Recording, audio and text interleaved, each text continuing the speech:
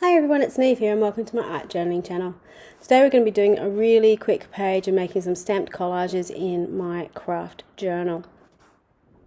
So I'm starting off on a page that already had some metallic paint on it from a page I'd done previously, and I have been making a lot of these sort of really quick little collages like you can see on the other page as well.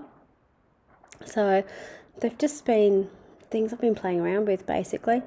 Because I had the gold in the background, I decided I wanted to sort of have that contrast colour, so I'm going in with some red, and I'm just using my acrylic paint straight onto my rubber stamp. So I've used a little mini brayer to roll it out so it's nice and thin. You can use a brayer to put it onto the stamp as well, but to be honest, quite often I just stick it straight into the paint and put it on. The one thing I say, and you might have noticed I did there, was I don't usually wash my stamps when I'm using my archival ink, but if I'm using paint I will. And the reason for that is acrylic paint, obviously when it dries it is permanent. It's not particularly flat, so if you get a little lump of paint or something like that onto your stamp, it can affect how you stamp again in the future. So just be aware. Putting acrylic paint on your stamps doesn't hurt them in any way, shape or form, but just clean them off as soon as you've finished doing with the acrylic paint. So once I've finished stamping in my background, doing a little bit of my stamping in the background, I'm adding in a little bit of collage. So I've been using this dotty paper lots and lots. For those Australians who shop with her, I'm sure you recognise immediately where this paper comes from. But yes, if you're looking for this collage paper and you just so happen to need supplies as well, go and check out Natalie May Scrapbooking in South Australia. You get beautiful parcels all wrapped up with amazing papers on them.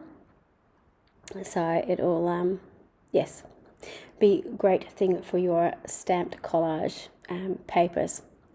I'm just going in with my image that I was going to use on this page, and so I've stamped this face out onto my cardboard, and then I decided it might be a little bit too big for what I was planning, so I actually have this other stamp. You can see how old it is because it's actually got the hook and loop tape on the background, not the self-cling foam.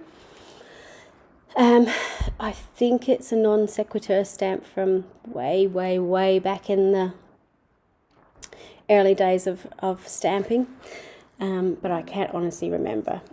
But if you're looking for a stamp like this, I know Paper Artsy certainly, and the Lynn Perella type stamps, and this possibly may be a Lynn Perella stamp, to be honest.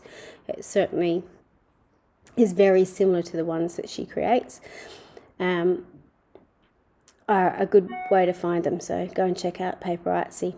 So I'm just fussy cutting around my image and sticking on. You'll notice I didn't bother cutting out around the crown. I figured I could probably draw that on afterwards in the long run. I wish I'd stamped it on to be perfectly honest, but you know, these things happen.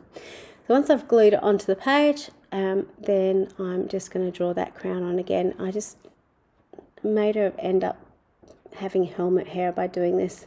I don't know what I did, but it wasn't good. So just be cautious, but you know, if I hadn't done it I wouldn't know, so there you go. I'm just also, because that black was so black, I'm also colouring in over her hair as well, which I think was the main issue of making her look like she had a helmet head or a bucket on her head. Once I've finished doing that, then I was deciding how I was going to finish this page off. And you notice I stamped out two quotes. So one is a Darkroom Store quote, which is an Australian company, and the other one was from the Dina Wakley stamp set. I think it's I'm Not Born to Be Subtle, which I love as well. Because I wasn't 100% sure what I was doing with which quote I was going to use, I continued to doodle onto my stamped image, which is quite often what I do. When I'm trying to make decisions, when I'm creating artwork, I'll actually keep my hands moving, because if my hands are moving, I make decisions more quickly. And I'm less likely to sort of go, oh, will this work, will that work, will the other work? It's just like, just get on with it and choose something. So it's my own way of bullying myself into making a decision. I'm not sure if anyone else is like that, but that's how I work. So I've got the say yes and see what happens, and you'll notice I cut them all apart. And that's one thing I really love about quote stamps in particular, is just because it comes in a big block doesn't mean you can't cut it apart and, you know, make it your own and make it fit for where you want to put it. So don't be afraid to go in. I've actually seen some people just go in and cut the rubber up.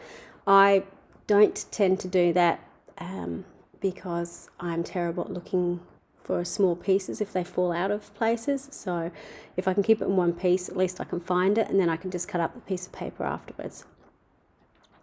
I've just chosen a red pen to outline my letters and give them a little bit of a highlight on them, which you can see in the close-up. And I've also gone in on the doll itself and just put a little bit of red too, just to tie in with the colours from the background.